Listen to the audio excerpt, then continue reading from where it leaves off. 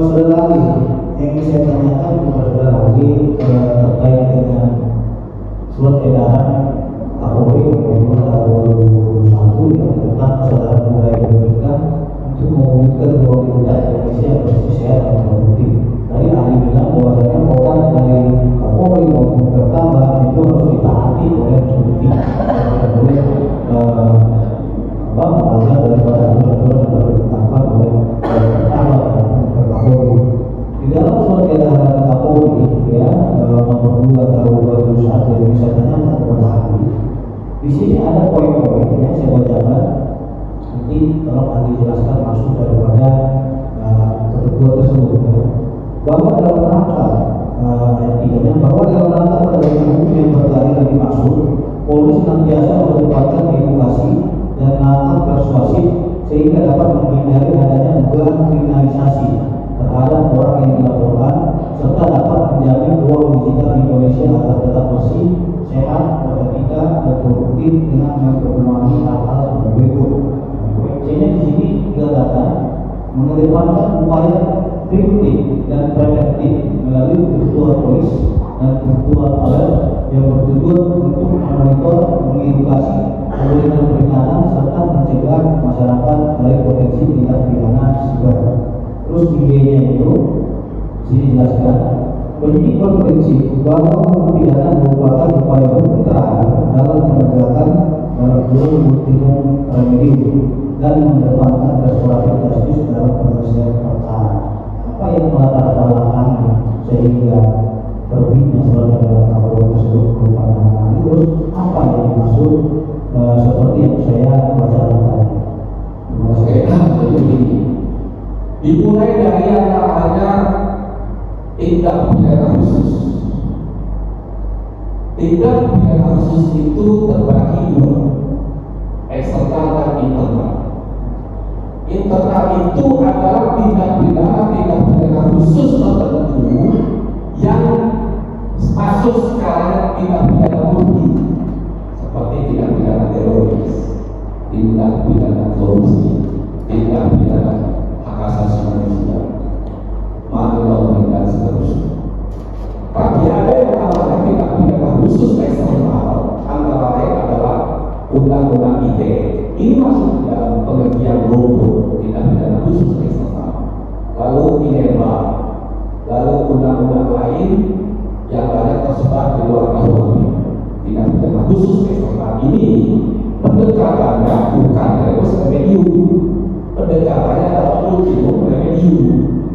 Nah, berdasarkan teori itu makanya dimulai kata falsafah itu di dalam SKB itu yang ingin menggarisbawahi bahwa undang-undang ITE ini pendekatannya bukan rebus remedium, ultimum remedium. Antara pelaku dan terlapor, apa yang menjadi dampak atau efek terkait dengan tidak pernah dilakukan antara pelapor dan restoratif, pelapor dan pelapor terkait dengan itu maka konkretnya harus ada berita acara terhadap penolakan terhadap proses tersebut itu oleh salah satu pihak. Oleh karena itu maka penolakan itu ada bersifat penolakan eksplisit dan implisit. Kalau ada eksplisit yang menyatakan secara tegas menolak, tapi implisit dapat dipastikan ketidakhadiran itu sengaja tidak hadir dalam proses itu. Nah itu harus dipastikan dalam proses tersebut. Saudara ahli, ini saya ingin menanyakan terkait dengan pertimbangan putusan Mahkamah Konstitusi yang tertuang juga dalam SKUD konstitusi tadi. Di sini dijelaskan putusan sesuai dengan dasar pertimbangan dalam putusan Mahkamah Konstitusi nomor 50 PMU 6/2008 tahun 2008 dan penjelasan pasal 27 ayat 3 Undang-Undang ITE pengertian muatan pembinaan dan atau pertimbangan nama baik buruk dan tidak bisa dilepaskan dari ketentuan pasal 310 dan 311 KUH pidana. Ini saya tanyakan ini ada bahasa buruk dan tidak bisa dilepaskan dari ketentuan pasal 310 dan 311 KUH pidana. Apabila ketentuan pasal 27 tadi tidak merujuk dan melepaskan pasal 310 dan 311 KUH pidana, konsekuensi hukumnya apa? Ya memang tadi yang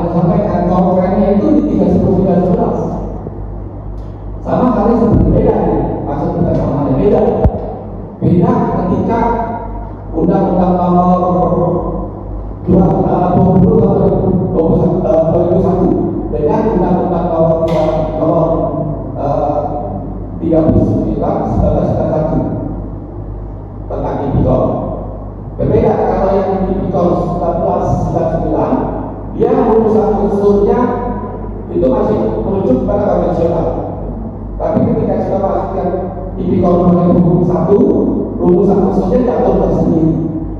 Diatur tersendiri.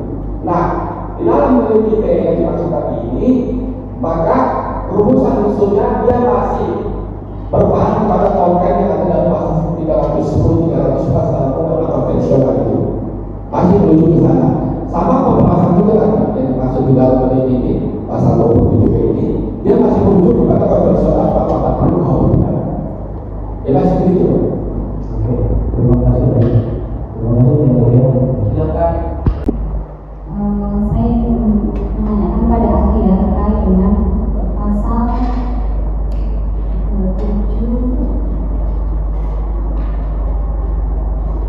27B ya.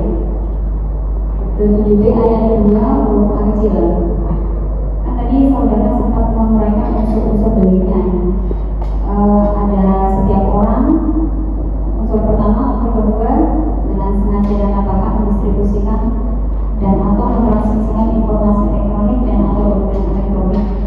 Ketiga, dengan maksud untuk memengaruhi diri sendiri atau orang lain secara melawan hukum. Nah, yang ingin saya tanyakan antara unsur pertama sampai ketiga ya. Ini sifatnya bagaimana? 1 sampai 4. Baik. Unsur subjektif setiap orang, lalu dengan sengaja, lalu tanpa, lalu lawan hukum.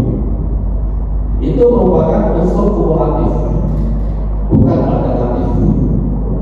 Unsur subjektif Sampai yang di ayat yang dimaksud ketiga ya. setiap orang tadi, Sampai dengan dengan sengaja ya. tadi, dengan tanpa tadi, dengan maksud tadi, dan lawan. Kemudian untuk yang bunyi unsur berikutnya, apakah ini sifatnya juga kumulatif atau alternatif? Karena di sini bunyinya ada atau ya, dengan ancaman pencemaran atau dengan ancaman akan membuka rahasia atau memaksa orang supaya memberikan suatu barang yang sebagian atau seluruhnya milik orang tersebut atau milik orang lain. Ini bagaimana ini? Kalau dia menggunakan kata kalimat atau kata penghubung, kata frasa atau, itu dapat disimpulkan adalah suatu alternatif. Tetapi ada tetapi, dilihat nanti dari rumus yang tadi saya maksudkan, unsur objektifnya tolong dicatat. Yang tadi saya terjemahkan tentang unsur objektifnya itu antara mendistribusikan dengan mentransmisikan itu alternatif. Ya itu. Terus ketika unsur menguntungkan dengan unsur rajam itu merupakan kumulatif. Dengan unsur rajam itu juga kumulatif. Nah, tetapi kalau unsur pencemaran nama baik atau membuka aib tadi itu alternatif.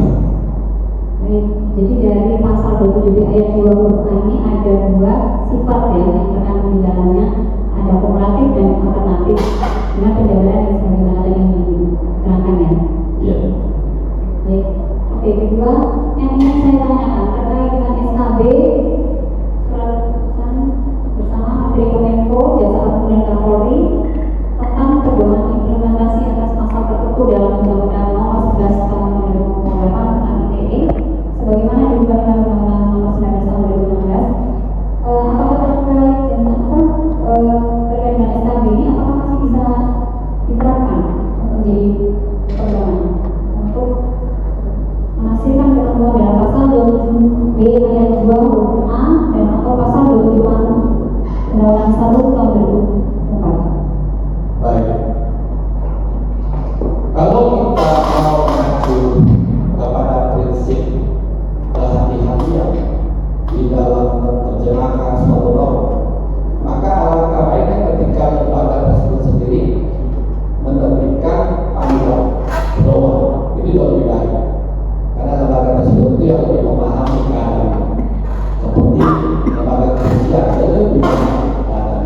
Lembaga kejaksaan dia lebih memahami keadaan. Lembaga kementerian dia lebih memahami keadaan. Artinya, menurut para ahli, jauh lebih baik berdoa kepada pedoman itu ketimbang kepada pedoman ahli. Ini pada ahli. Ketika saya ahli berbicara bertentangan dengan pedoman itu, saya pikir saya ahlinya tidak pada sana. Kenapa pedoman yang jelas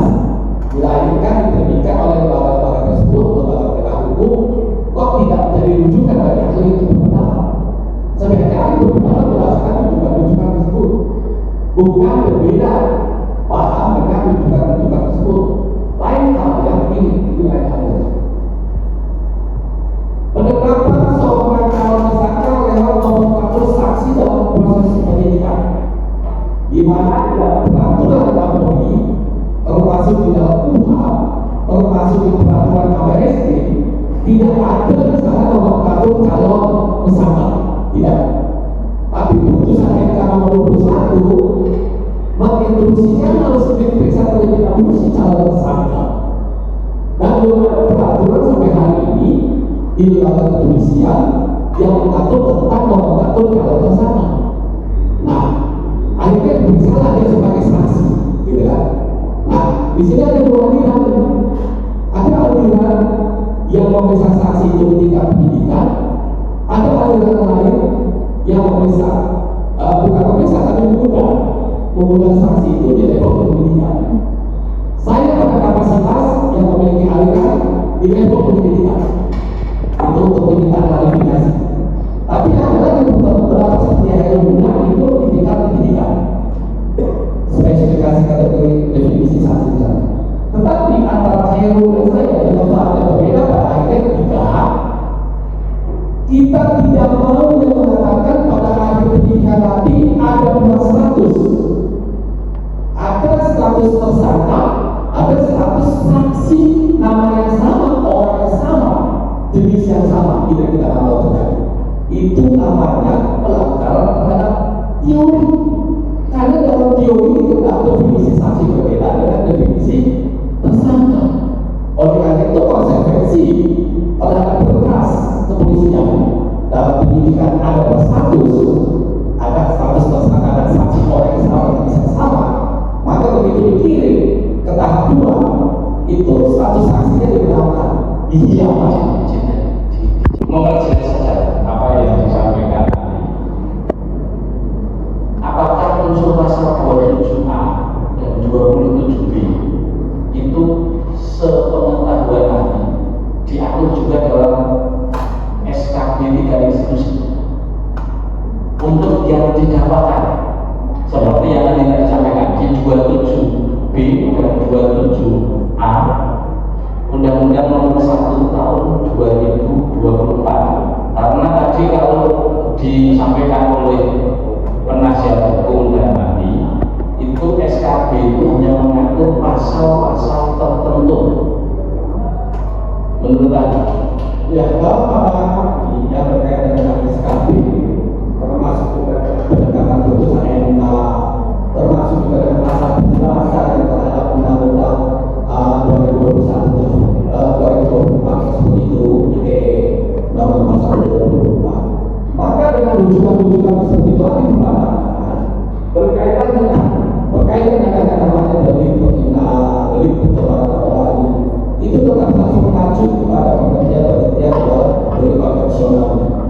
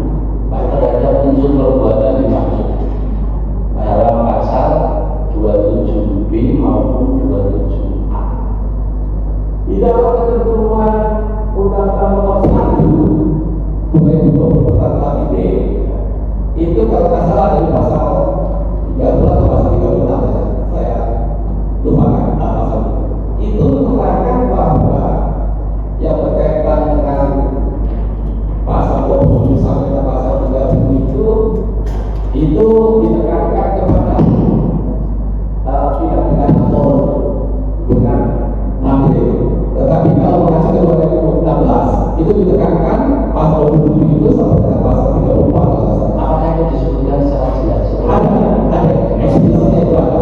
Mungkin nanti secara bahasa bisa menjawab seperti pasal itu. Ada yang ahli. Kemudian tadi digambarkan juga mengenai ancaman. Nah, menurut pengetahuan ahli, ancaman itu harus selesai perbuatannya atau tidak? Artinya perbuatan seluruh, misalnya saya ngancam mau membunuh, apakah harus terjadi pembunuhan atau hanya mau membunuh saja itu sudah mengancam? Kalau yang namanya ancaman untuk melakukan kekerasan, tentu perumusannya tidak sama dengan ancamannya memang ini untuk menimbulkan keuntungan. Ya, Karena ini untuk menimbulkan keuntungan ekonomi. ya. Jadi oleh karena itu ancamannya harus ada timbul efek ekonomi yang beralih. Sepanjang tidak ada beralih ekonomi, bahkan ahli itu belum terjadi ancaman. Karena pengancaman harus menimbulkan efek ketakutan bagi orang yang mengancam itu. Saking ketakutan maka dia merelakan, bukan merelakan, tidak terpaksa. Kalau dia belum memberikan sesuatu, apakah itu masuk dalam kategori pengancaman? Rumusan untuk terakhirnya belum terpenuhi tentang pemerasan. Karena ini berikutnya pemerasan. Berarti menurut ahli perbedaan 27B dengan A itu, kalau 27B delik pemerasan, kalau 27A Itu penghinaan. penghinaan dengan pembunuhan. Berarti kan ada perbedaan dua norma yang berbeda. Itu oke, ada yang mau ditambahkan dari penuntut? Terima kasih yang mulia.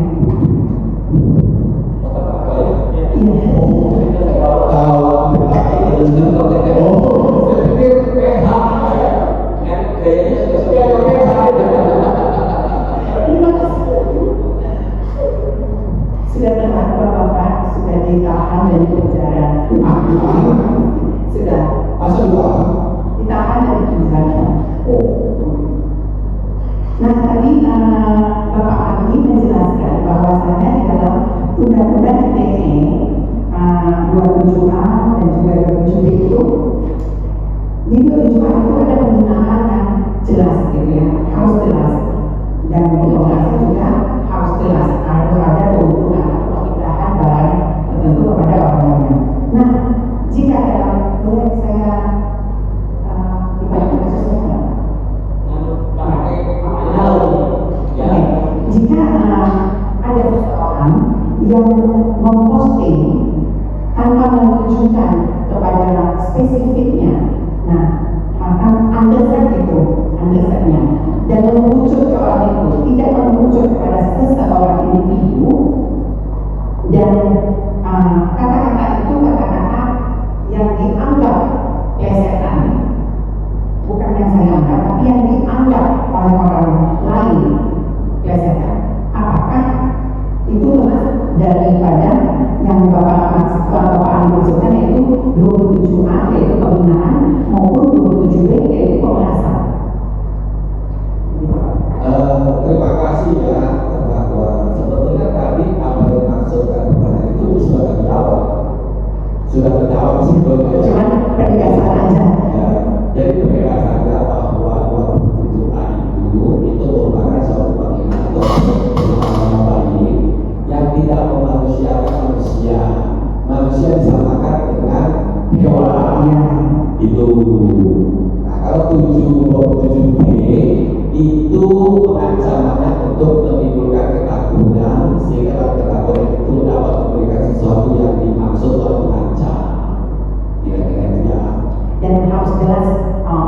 dituju seperti itu. Iya. Ya.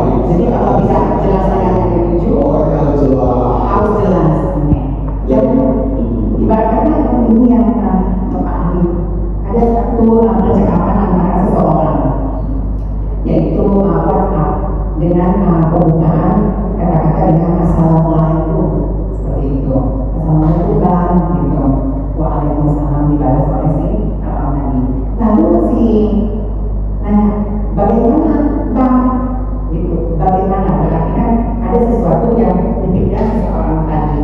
Nah, apakah yang dipikirkan orang itu bisa diasumsikan oleh pihak-pihak lain, yaitu pihak oknum-oknum kepolisian? Oh, ini sudah termasuk ancaman, ini sudah termasuk pemerasan. Hanya dengan kata-kata gimana? Itu yang pertama. Kedua, dalam lagi nanti kita berhubungan, kita telepon, kita ketemu, tapi tidak di dalam bahasa itu tidak ada yang namanya permintaan uang, tidak ada namanya penghinaan, pengancaman yang tertuju seperti itu. Apakah itu termasuk ancaman yang dikategorikan di Undang-Undang Pasal 27A dan 27B? Karena gini ya, saya kebetulan bersahabat dengan Menteri Hukum dan HAM. Jadi gini, setiap hari yang saya dapatkan komunikasi. Contohnya gini, saya lewat WhatsApp kepada beliau, saya tunjukkan kepada beliau. Kamu kalau memberikan uang kepada saya, coba saya buka iPhone selama kau menjadi menteri loh. Ya.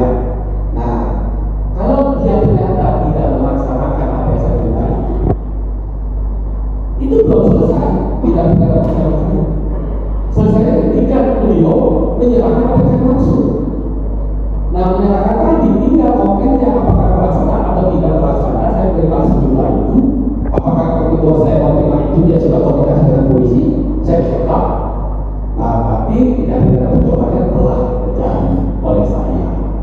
Kalau saya perlu mengatakan, udah nggak usah ngomongin uang, aku dapat uang dulu. Ya tidak terlaksana permulaan itu. Jangan permulaan saja belum terlaksana. Itu contoh-contohnya begini.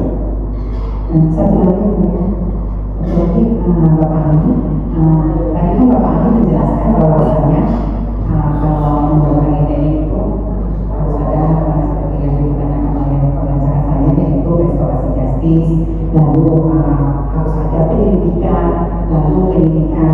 Nah, apakah kalau seandainya mana lagi lebih dulu, surat tersangka atau surat restorasi justice-nya lebih dahulu? Atau kalau menurut pandangan saya, tersangka itu pidana berkali harus dilakukan. Pendahuluan itu bukan persoalan untuk mentersangkakan orang. Didahulukan dulu dengan musyawarah mufakat, sepakat dulu. Capai tidak, kalau tidak tepat, tidak tercapai yang monggo tidak tepat. karena saya menerima suratnya satu kali langsung, dalam surat itu surat tersangka dan restorasi justice-nya. Terima kasih. Ini apakah dalam undang-undang ini ada kewajiban untuk melakukan restorasi seperti yang tadi saya tadi ahli sampaikan, sebagaimana dalam undang-undang tentang sistem peradilan. Ya. Yang mulia di kepolisian, kebetulan kami dosen di sana, Ya. itu kita mengatur paham yang namanya kepolisian. Itu tidak awal semua digodok oleh polisi. Ya. Mau jadi mana apapun polisi yang bodoh. Betul. Ya, nah, makanya kita tanyakan dulu, apakah ada yang boleh masuk undang-undang ini dulu? Karena ini barang sudah sampai di kami. Oh ya, sudah di sini. Ya, tapi di situ, ini barang ini sudah sampai di kami. Ya. Nah, ada tidak undang-undang ini mewajibkan agar seorang Tidak itu yang ada di pedoman kepolisian. nah, ketika sudah dilalui proses itu, kalau di SPK kan ada efeknya,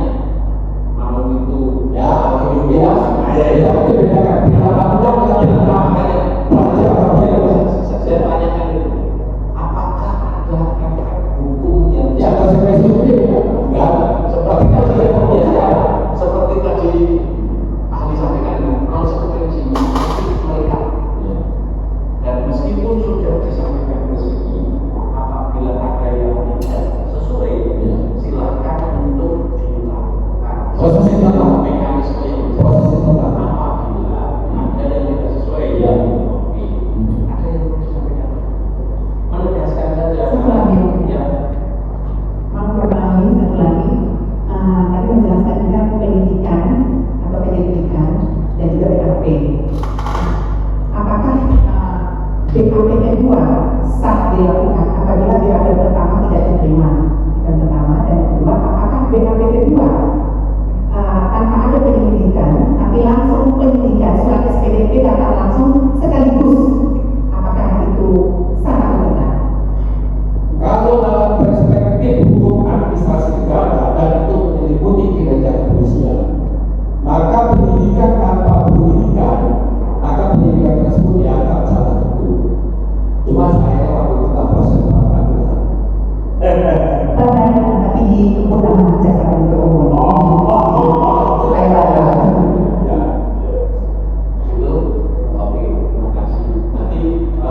Penelitian forensiknya memang terbukti bahwa dia di Malang dia melakukan penelitian postingan itu di Jakarta, di Medan, mana itu kan, disitulah dia membuat satu laporan polisi dan saksi-saksinya itu ditentukan soal itu lokusnya, dan kemudian juga dari pelapor dan saksi-saksi hampir sekitar 80% ya 90% itu semuanya lokasinya di satu tempat di Semarang misalnya.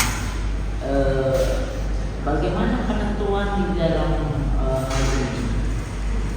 Ketiga, kemudian selain forensik ya, kemudian berikutnya penyitaan terhadap barang, di mana barang itu ada di Semarang, tetapi dilakukan penetapan penyitaannya di Surabaya. Bagaimana pendapat ahli untuk menjelaskan ceritanya nih semuanya dari aturan-aturan itu untuk penetapan bukti, untuk masalah forensik, menentukan juga penetapan dari barang bukti. Bisa kalau menjelaskan? Ya, kita mengenal ada teori yang berkaitan hal itu. Ada teori bekerjanya alat itu, alat pidana itu. Kita mengenal teori selesainya tindak pidana itu. Kita mengenal teori terjadinya perbuatan itu. Jadi ada 3 lokus delikti dalam teori itu.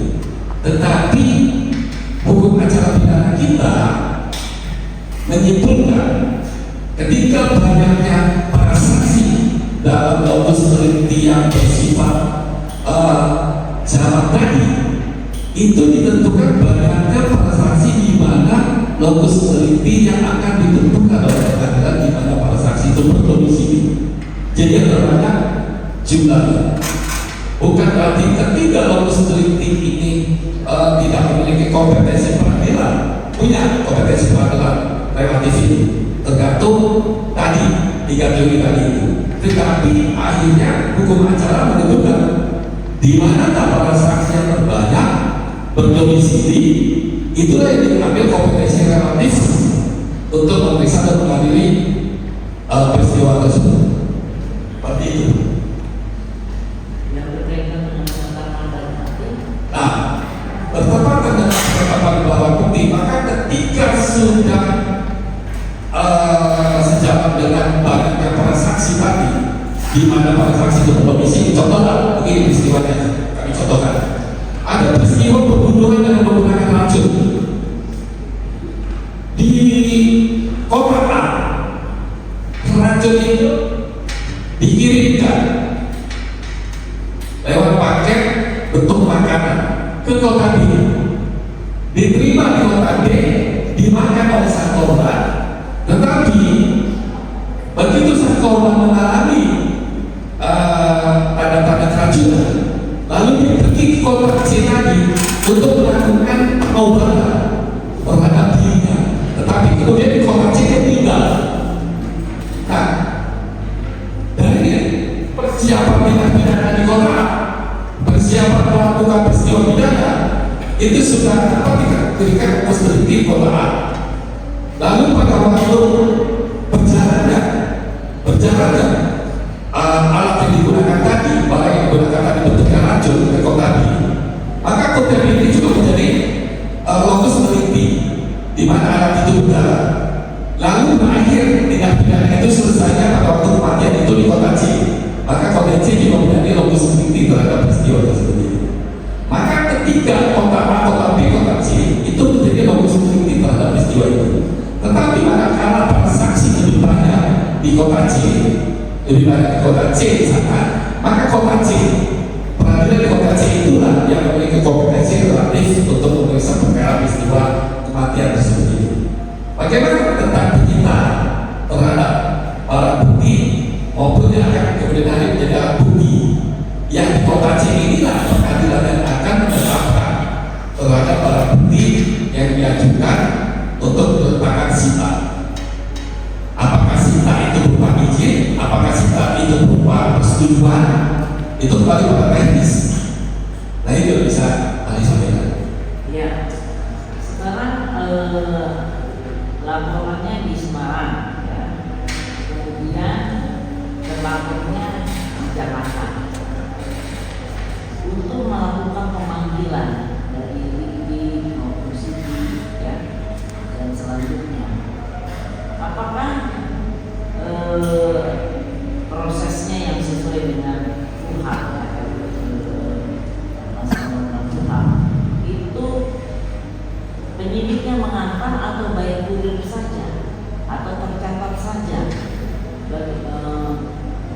atau dengan boleh dilakukan kamuflase, membuat happy birthday dan seterusnya, semacam itu kampanye undangannya semacam kamuflase. Bagaimana pendapat ahli tentang ketegasan pemanggilan kepada pelapor? Karena pelapor ini nantinya akan menjadi calon tersangka. Begini ya, dalam pandangan ahli dari contoh kota B, kota C tadi. Kalau ternyata kota C itu kedapatan mayat yang tadi contoh tadi itu, maka penyelidikan yang dilakukan adalah penyelidikan di kota C tadi. Jadi kalau itu temuan, tapi kalau itu laporan, paling tidak minimal dari pihak rumah sakit itu membuat laporan terjadinya peristiwa tersebut itu di kota C. Nah, dari penyelidikan kota C tadi ditemukan ada kota A, ada kota B tadi itu. Nah, paling tidak nanti dilihat di mana para saksi yang lebih banyak berdomisili. Apakah di A, atau di B, atau di C? Nah, tingkat koordinasi di kepolisian itu tidak sulit. Tingkat koordinasi yang namanya struktur organisasi Polri itu sudah bagus. Tidak sulit untuk memindahkan pendidikan dari kota C maupun ke kota B maupun ke kota A ataupun sebaliknya, itu tidak sulit. Sepanjang memang hal itu dilakukan dulu tahapan tadi. Ketika ada mayat di kota C, maka tahapannya dimulai dari kota C terlebih dahulu. Ada bukan jadi ditemukan jumlah saksi ternyata ada di kota A lebih banyak, maka tingkat koordinasi tadi tidak mengalami kesulitan. Kalau melihat kepolisian tidak sulit. Dan proses penyelidikan yang tadi yang tingkat akurasinya begitu maksimal, itu tidak akan mengalami kesulitan untuk memindahkan di mana penyelidikan harus dilakukan. Dalam pandangan ini seperti itu, tidak ada kesulitan itu. Yang serius itu ada kesulitan itu. Baik, kita menuju materi ya. Oke, saya minta dijelaskan unsur-unsur dari pasal 27A dan pasal 27B. Dan sebelumnya dijelaskan bagaimana. Ya, untuk hal tersebut ahli buka di sini tentang ketentuan itu.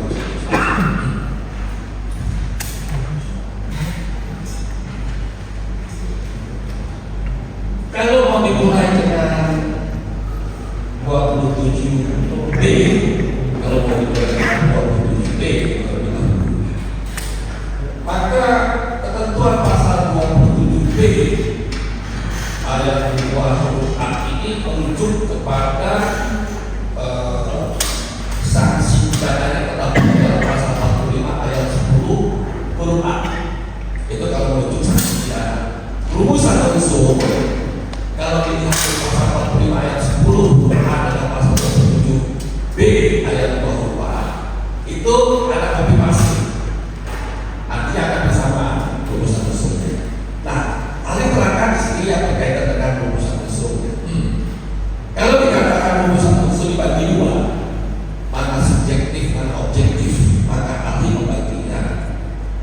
Subjektif pertama itu kata frasa setiap orang. Nah, kalau setiap orang kita maksudkan adalah setiap orang yang memiliki hak dan kewajiban atas hukum itu kalau kita bersederhana. Tetapi nanti kalau mau ditarik ke dalam suatu teori, setiap orang ini siapa? Nah, ada rumusan teorinya begini. Kalau kita bicara tentang suatu peristiwa pidana, maka dibagi dari situ ada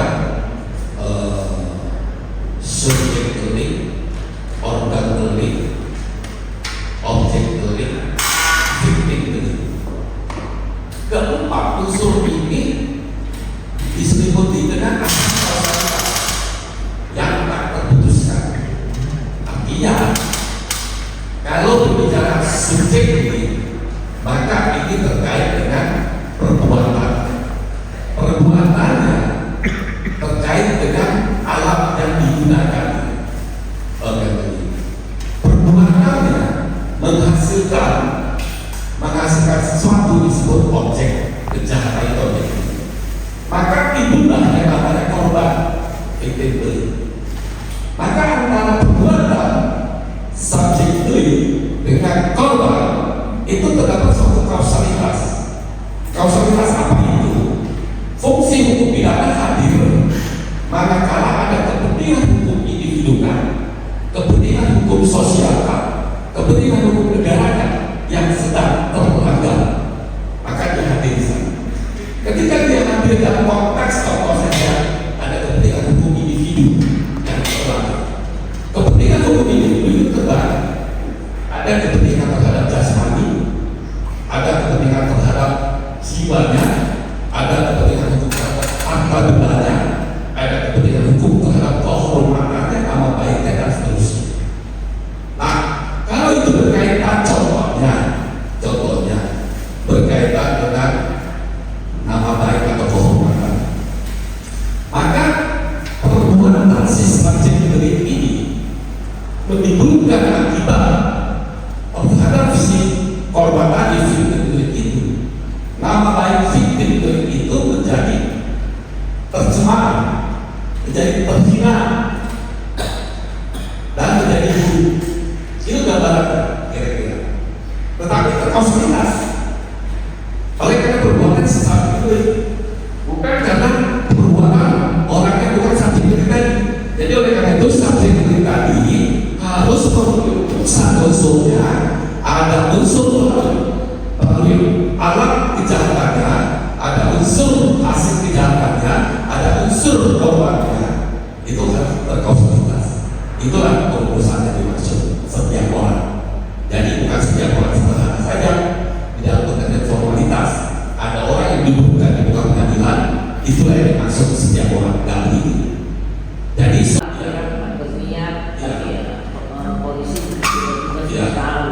ya kami contohkan begini. Ini rujukannya tetap ya seperti semula tadi rujukannya. Ada putusan MK 2008, ada putusan MK 2024, ya.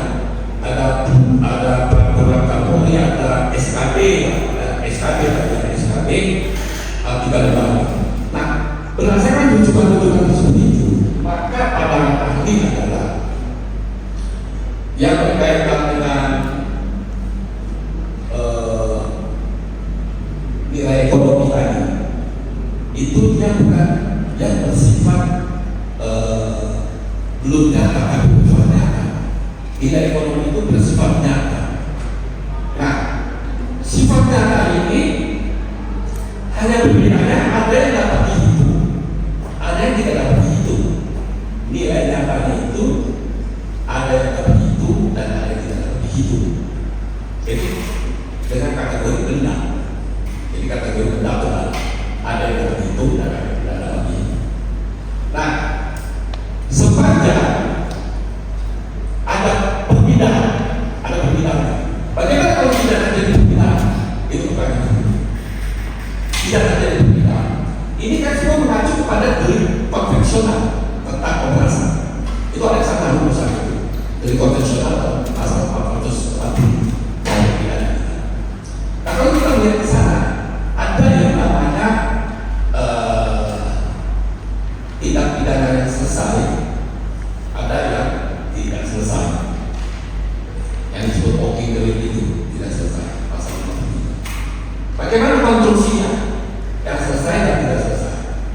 Nah, kalau yang selesai terjadi perbedaan nilai ekonomis dari pemilik yang sah kepada yang tidak sah itu perempuan. Bagaimana kalau yang tidak selesai masih tidak pidana masuk kategori percobaan tadi itu? Barangnya belum berpindah. Belum berpindah, kenapa belum berpindah? Bukan karena keinginan si pelaku untuk menjadi tidak berpindah itu, tetapi oleh karena dalam korbannya ini berkoordinasi dengan pihak penyelidik untuk melakukan penyergapan di suatu tempat dengan waktu yang sudah ditentukan, terjadi pemantauan. Ketika barang itu sudah datang, sudah ada di hadapannya si pelaku, terjadi penyergapan oleh pihak kepolisian. Artinya tidak berpindahnya itu bukan karena melawan si pelaku delik, tapi karena adanya hukum. Nah, ini yang dimaksud walking the line. Sudah terjadi peristiwanya, tetapi masih bercoba karena belum berpindah. Kalau dia walking the line, dia berpindah kepada si pelaku delik itu. Nah, ini yang bisa saya sampaikan. Baik, saya ingin tanyakan lagi di dalam ITE ya, 27A itu pencemaran nama baik yang berkaitan dengan itu. Yang saya ingin tanyakan itu yang dicemarkan kan orangnya, subjek hukum. Itu harus jelas misalnya apakah bahwa si A ini namanya baru, ya, yang tinggalnya di sana, yang kerjanya tukang kayu, yang tingginya sekian, nih wajahnya seperti ini, maling.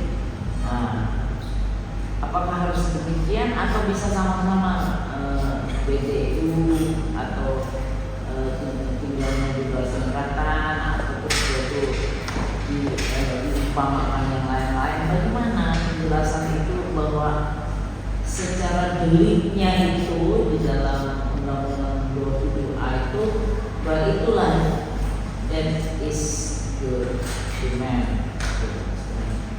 Begini ya, rumus yang ahli gunakan kalau yang memang peristiwa pidana itu misalnya ada victimnya, ada korban di situ, ada korban yang jatuh tindak pidana, victim itu. Ahli yang satu contoh konkret, 2008 yang lalu ada satu peristiwa pidana pembunuhan. Itu diadili oleh pengadilan negeri Jombang. Terjadi kekeliruan identifikasi mayat. Ternyata mayat yang diidentifikasikan itu tidak sama dengan para pelaku yang dipersangkakan di dalam peradilan pertama kali digelar di 2008 ini. Di kemudian hari baru tahu terjadinya kekeliruan identifikasi itu oleh karena mengabaikan satu proses tes DNA. Karena itu mengabaikan. Kenapa? Karena mayatnya sudah hancur, tidak bisa lagi dikenali jati diri. Tapi berasumsi, penyelidikan itu ada yang lapor, ada keluarga yang lapor bahwa yang kehilangan salah satu keluarganya, diidentifikasi keluarganya begini. Nah, laporan itu diterima, lalu dikaitkan dengan adanya penemuan mayat di kebun telur. Coba. Nah, ternyata identifikasinya tidak melalui tes DNA. Ini salah satu tahapan tidak dilalui dengan baik, menghasilkan kekeliruan terhadap identifikasi korban. Jadi korban yang dimaksud pertama itu A dituduhkan kepada pelakunya dalam pemeriksaan pertama. Ternyata pemeriksaan pertama ini semuanya bukan pelaku yang dimaksud menimbulkan korban siap. Itu kemudian hari baru tahu manakala ketika itu bumi di suatu pemerintahan nasional Ria tersangka pembunuhan berantai di Pasaman mengatakan bahwa mayat yang dimaksud dalam peristiwa itu adalah mayat dia sebagai pelakunya. Yang dimaksud nama itu bukan banyak bukan waktu yang disebut namanya. Jadi ada kehidupan disebut namanya.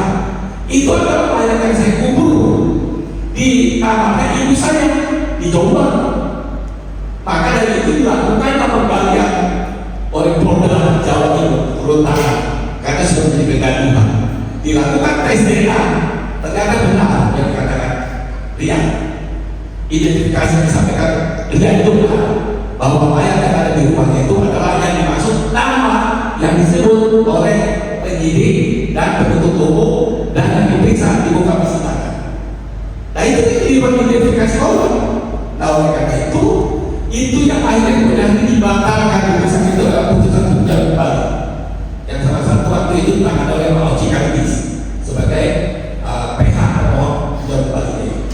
Nah dari situ akhirnya menggambarkan identifikasi korban itu tidak boleh keliru, harus betul-betul jelas terang-terang dia orang yang menjadi korban dan harus memenuhi kriteria definisi korban itu.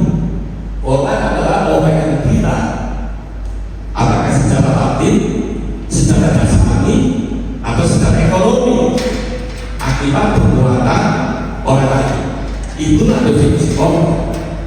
Gitu. Ya. Jadi identitas dari korban Harus jelas, jelas, wajah, tidak bisa asumsi-asumsi, tidak bisa.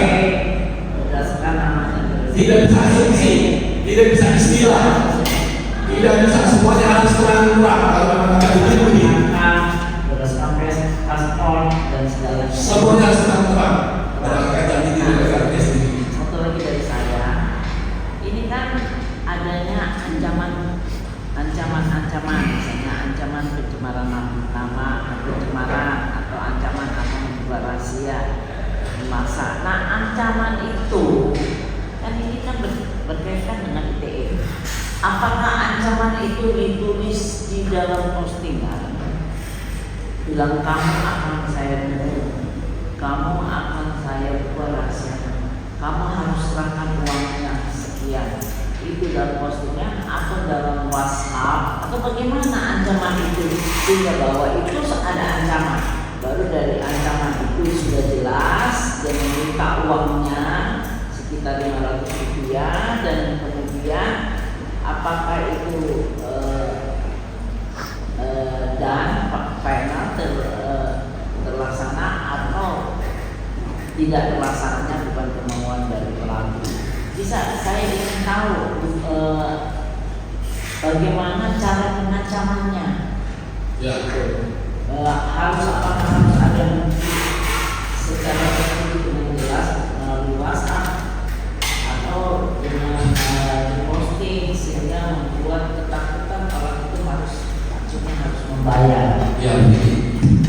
Kalau melihat rumusan pasal 27B ayat 2 huruf A atau pasal 45 ayat 10 huruf A, maka ada kesimpulan bahwa ini adalah delik pemerasan melalui proses ITE.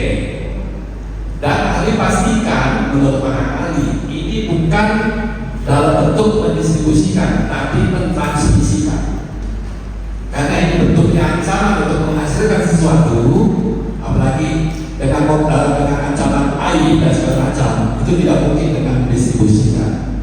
Karena kalau dengan mendistribusikan diketahui oleh orang banyak, tidak mungkin mencapai apa yang menjadi niatan untuk mengancam dan memperoleh nilai ekonomi ini. Maka bentuknya perbuatannya mentransmisikan.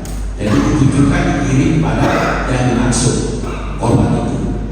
Dan korban itu harus mengalami ketakutan atas ancaman itu. Efek dari ketakutan itu yang akhirnya dia akan memenuhi apa yang menjadi keinginan mengancam. Misalnya kalau mengancam menginginkan uang, ya uang itu kan diberikan sesuai dengan apa yang dimaukan oleh si pengancam. Nah kalau ternyata tidak diberikan, berarti tidak ada efek.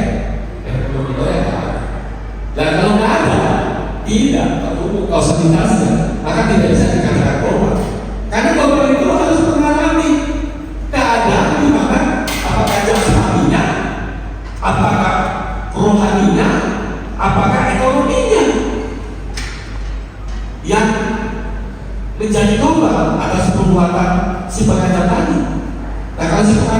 memulihkan ekonominya, ya ekonominya itu yang akan diberikan oleh Allah kepada si pengadaan tadi. Seperti itu konkretnya. Kami lanjutkan yang terima kasih. Saudara ahli, tadi saudara ahli sudah menjelaskan unsur pasal alternatif dan unsur pasal normatif di dalam pasal 22 dan pasal 27B. Jadi saya ingin tanya terkait dengan unsur pasal alternatif, mulai dari dengan masuk ke diri sendiri sampai poin akhirnya memberikan suatu barang yang sebenarnya sebelumnya disebut atau di orang lain untuk memberi hutang, membuat pengakuan hutang atau memutuskan hutang. Jadi saudara ahli bilang itu adalah unsur kumulatif yang harus terpenuhi secara keseluruhan, tidak bisa dikirim dengan alternatif. Yang ingin saya tanyakan kepada ahli tadi sudah menjelaskan bahwasanya keuntungan tersebut, pengertian makna daripada keuntungan dalam pasal 27B ayat 2 tadi harus ada nilainya, yaitu nilai ekonomis, dan harus ada juga perpindahan barang terkait dengan nilai tersebut. Nah, saya ingin tanya pendapat ahli karena ada juga pendapat yang mengatakan seperti ini. Apabila keuntungan tersebut yang dia memikirkan, kan gitu, dia memikirkan bagaimana maksud untuk menguntungkan dirinya, tapi dia tidak sampai melakukan perbuatan tersebut, tapi dia hanya memikirkan itu, dia bisa diminta pertanggungjawaban pidana. Nah, menurut pendapat ahli, apakah keuntungan yang masih dipikirkan, ya keuntungan yang masih dipikirkan, tidak ada perpindahan barang seperti yang ahli sampaikan tadi, tidak ada juga nilai ekonomis, ya.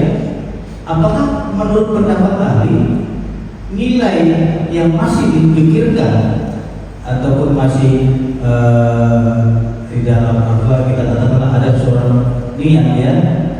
Contohnya saya ingin bunuh si B biar usaha si A ini lancar, saya pasang-pasang seperti itu kan begitu. Tiba-tiba dia berpikir, oh kalau si B ini nanti mati, ya tentunya pelanggan-pelanggannya akan ke si A, contohnya. Tiba-tiba dia berpikir nggak jadi, kan gitu. Apakah yang dipikirkan itu bisa diminta pertanggungjawaban pidana sesuai dengan pasal 27B? Ya, terima kasih. Begini ya, aku contohkan begini, yang namanya pertanggungjawaban pidana itu kan di dalam teori kan pertama-tama ada unsur subjektif dulu yang harus dipenuhi. Selanjutnya maka dipenuhi pula unsur objektifnya. Setelah kedua unsur tadi terpenuhi, barulah bertanya, mendapatkan kesalahan kepada yang bersangkutan. Lalu bertanya lagi, dapatkah yang bersangkutan bertanggung jawab? Nah, itu ada lagi syarat-syarat untuk bertanggung jawab. Nah, syarat-syarat untuk bertanggung jawab itu antara lain akal pikirannya harus sehat, ya, yang masuk pasal 44 itu KUH pidana. Lalu yang dapat dikatakan dia bertanggung jawab memenuhi syarat kesalahan. Nah, syarat kesalahan itu tidak terdapat alasan pemaaf, tidak terdapat alasan pembenar, dan perbuatannya merupakan perbuatan tercela. Itu terdapat kesalahan, sehingga dengan demikian baru dapat dikatakan barang siapa yang melanggar unsur subjektif dan objektif tadi, barulah dapat dijatuhkan pidana kepadanya karena terdapat kesalahan di dalam diri oleh yang bersangkutan. Nah, itu rumusan seperti itu. Jadi nggak bisa dicomot-comot itu. Nah, kalau dicomot-comot begini, ahli balikannya. Contoh ya, kita mengenal sekarang yang namanya teori strike liability theory. Dalam strike liability theory, kita tidak mengenal unsur mens rea. Jadi kita malu kalau tadi bicara unsur mens rea, belum ada actus reus. Ini kita malu. Ini contoh benar dalam teori strike liability theory, pertanggungjawaban dalam tindak pidana korporasi. Itu kita mengenal pertanggungjawaban yang diambil langsung oleh korporasi. Korporasi tidak punya mens rea, tapi organ korporasi melaksanakan actus reus, unsur objektif dipenuhi oleh si organ korporasi. Maka korporasi tadi dapat bertanggung jawab berdasarkan pendekatan teorinya straight liability theory. Jadi saya balik pada kalau yang paling ini benar nilai teorinya, dan memang ada hukum positifnya. Kita bisa baca itu di dalam peraturan Mahkamah Agung nomor 13 tahun 2016 tentang pertanggungjawaban tindak pidana korporasi. Nah, ada lagi teori lainnya lagi, vicarious liability theory. Nah, kalau vicarious beda, dia ada mensreanya. Di samping Andosius ada mensrea. Tetapi antara mensrea dan Andosius ini dipenuhi oleh siapa? Organ korporasi. Jadi bukan korporasi. Nah, tapi korporasi baru diminta bertanggung jawab. Tetapi ketika menggunakan vicarious liability, sanksi pertanggungjawabannya adalah dasarnya. Mereka bertanggung jawab secara tanggungan bersama-sama antara korporasi dengan organ korporasi. Jadi ada teori yang mengatakan tadi hanya mensrea terpenuhi maka dapat diminta pertanggungjawaban pidana. Saya baru dengar teori itu. Kalau itu literatur dari mana, referensi dari mana, teori siapa, tolong itu. Karena ahli baru dengar itu. Jadi saya boleh. Terima kasih ahli. Saya ingin tanya kepada ahli, peraturan kepala kepolisian negara Republik Indonesia, Perkap ini berlaku untuk siapa? Apakah dia hanya untuk berlaku penyidik atau untuk seluruh kepolisian? Jadi gini ya. Jadi sebetulnya juga sebenarnya nggak sependapat ya dengan negara Tuhan, di mana ketatan negara dewasa ini kan kita sebenarnya tidak mengambil faham price politika itu kan paham sih, tapi apa boleh uang itu adalah negara kita, di mana pembuat peraturan perundang-undangan boleh dibuat dengan multi kewenangan, seperti kepolisian punya kewenangan membuat peraturan perundang-undangan, namanya peraturan, namanya keputusan, dan lain-lain. Dan itu terjadi dengan di semua lembaga. Kalau kita melihat sandaran undang-undang nomor 11 nomor 12 itu ada sandaran pasal 4. Nah, sebetulnya ini dapat itu mengacaukan ya. Tapi yang sudah ya seperti itu adanya. Artinya peraturan yang dibuat oleh lembaga kepolisian tadi itu mengikat bagi lembaga kepolisian itu sendiri. Itu mengikat, tetapi secara spesifik dia mengikat sesuai dengan peruntukannya. Kalau kita berbicara PK nomor 2019 itu diperuntukkan untuk manajemen pendidikan. Kalau tidak baca peraturan KBRS nomor 1 2022